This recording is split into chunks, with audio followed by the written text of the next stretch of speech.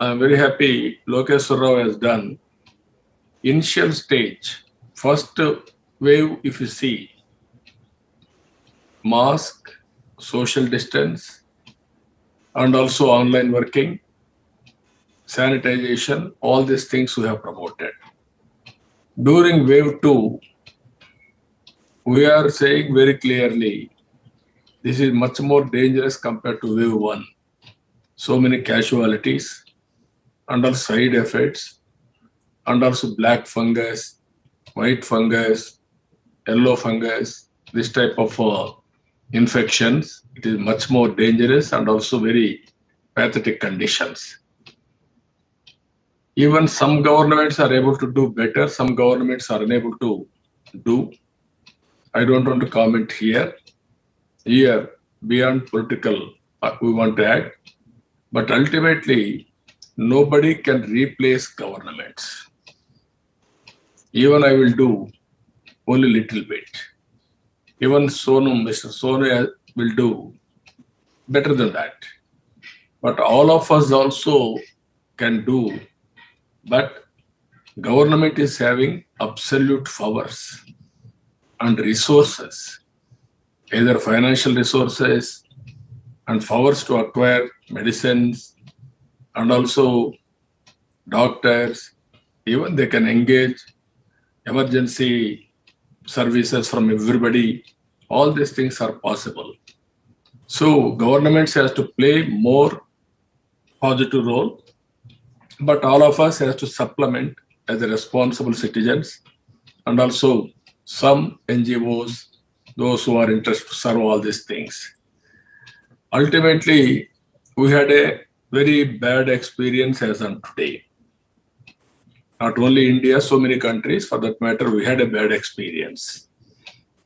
And at the same time, now people are saying there will be third wave also, wave three. We must be careful. For all these things, vaccine, vaccine, vaccine. If you go for vaccine, first vaccine, it will protect us. Second vaccine, it will be more advantage. Even anybody will get COVID positive, even then it will be mild. From home only, they can take treatment. In this wave three, we must be prepared for that. What all possible for everybody. We have to work together. Even I am really appreciating all of you. We had experiences now. Wave one, how it has happened. Wave two, how it has happened. How it is going to happen if at all wave three. There are some discussions also. Originally, vaccine will be given only 60 years and above. Then government has decided 45 and above we have to give vaccine. Meanwhile, COVID had a host of 18 years or 20 years and above also. Some youngsters, 25, 30 years also died. And also now it is attacking children from 2 years, even not only 2 years, even newborn babies also. That is the scenario today. But one solution for all of us, casualties compared to old people and children below 18 years, it is less. That is only advantage for us. Globally, it has been proved. But ultimately, what all I wanted to request all of you, how to prepare wave three while acknowledging all your services for wave one, wave two. Now cases are coming down. We don't know when it is going to pick up. Even England, they have given 2 vaccines, around 60% like their population. Even now, wave 3 is there, but mild. Even in America and other countries, they are facing same problem. As a country, even government of India has announced even vaccine above 18 years also. Now trials are going on, 2 and 18 years age group also. All these things are going to happen in the near future. But COVID cannot wait all these things. We have to protect, take precautions. Under the same time, we have to go for vaccination. Even after vaccination also, we will become a carriers. I have seen some of the people, 2 vaccines, even then they got it. It is a mild effect, but they are able to cure at home with a little bit expenditure, with some medication, light medication. And some people have died with some other side effects, heart problems, all these things, it is going on. So with all these things again, to bring normalcy, it is our responsibility. All frontline warriors, you are having so much of experience. You have to give all your experiences for future, how to prevent COVID wave 3. I really appreciate Sonu Sood is the best example, is an icon. Whenever there is a need, he won't think even 1 minute. Immediately, he used to respond. That is his nature. I'm very happy for that. By taking him as a spirit, all of us has to work in that direction. For your kind words, you have been an inspiration always. I would, before I speak about COVID, I would like to say that when I started my journey as an actor, and I used to shoot in Hyderabad and all these neighboring places, and I always used to say Hyderabad looks so beautiful. It's so well maintained. The kind of infrastructure that has come, the IT that has come. How come this is so beautiful? And the only name that used to come was, it's only because of Chandrababu Naidu sir, and he's the man. He's a visionary who gave this facelift to this whole state. And I always used to tell my staff and the co-actors, hey, can we take Chandrababu Naidu sir to our states also for some time so that we can also see that progress. So I think that was my introduction to you till I met, till we connected during the COVID times. And it's really a pleasure, sir, always, getting inspired by the great work that you have been doing.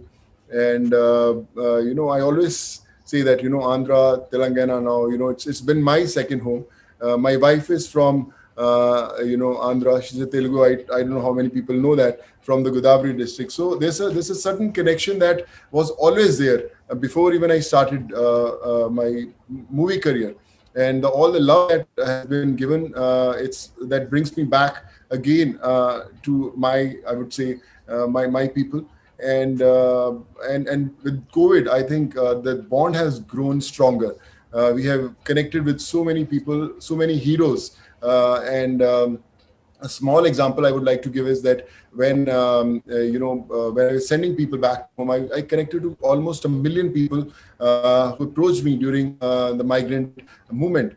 And and when once the first wave subsided, and these people had their education problems, their healthcare problems, and their employment. So I started this platform called Pravasi Rozgar, which was later, called Good Worker with Temasek. We've given employment to almost close to 2 lakh people, done almost 2,400 surgeries, many in Andhra and Telangana, most of them. And, obviously education also. And I realized that people thought that second wave has subsided and everything is coming to normal. Actually, second wave started even before the second wave actually began. The second wave for me was the problems that people had because of the first wave. They had lost their jobs. They didn't have money to, feed their families. They didn't have employment. They didn't have money to get treated. So actually, we were living in that second wave. But the second wave, we again that hit the COVID thing where people were losing lives, and all these people that I connected during the first wave. All these people became my workforce. They said, sir, we are in, Vikarabad, we are in Vijayawada. So how can we help? You had helped us go back to our homes. So they became my warriors. And I always used to say one thing, that we can only work if you are available 24/7. It's not that okay, I'm busy, I can give 4 hours. I said, in the middle of night, someone has a medical emergency, I'm going to call you in the middle of night, that you have to help. There's a very one example that I would like to give. Varun is there also today in our forum. And in the night at 2:30, once I got a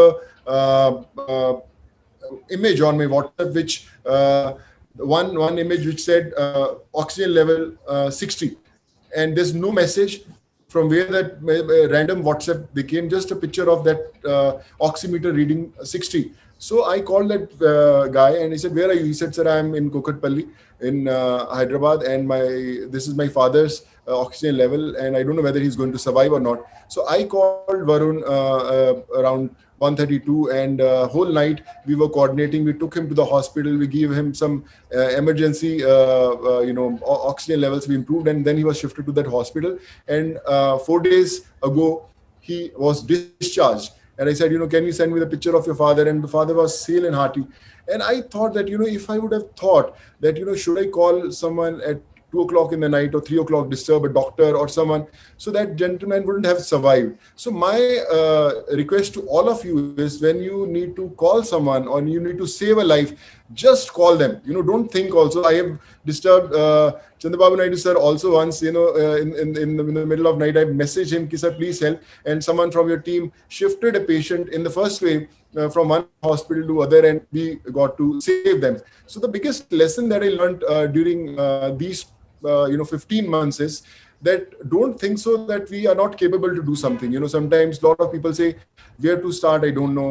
How to help? I don't know. I'm financially not capable to help anyone. So how can I help? I'll become one big businessman, or I'll earn a lot of money, then I'll start my help." So my suggestion to all of those people is, don't underestimate your power. You don't need money to help. You just need that one phone call to call someone for help. If someone is having a problem, you can call any one of us. That's why there's a problem. And if you are able to save that individual, I think you have done your job as a warrior. So I feel COVID is the biggest professor that the world saw. It taught us empathy.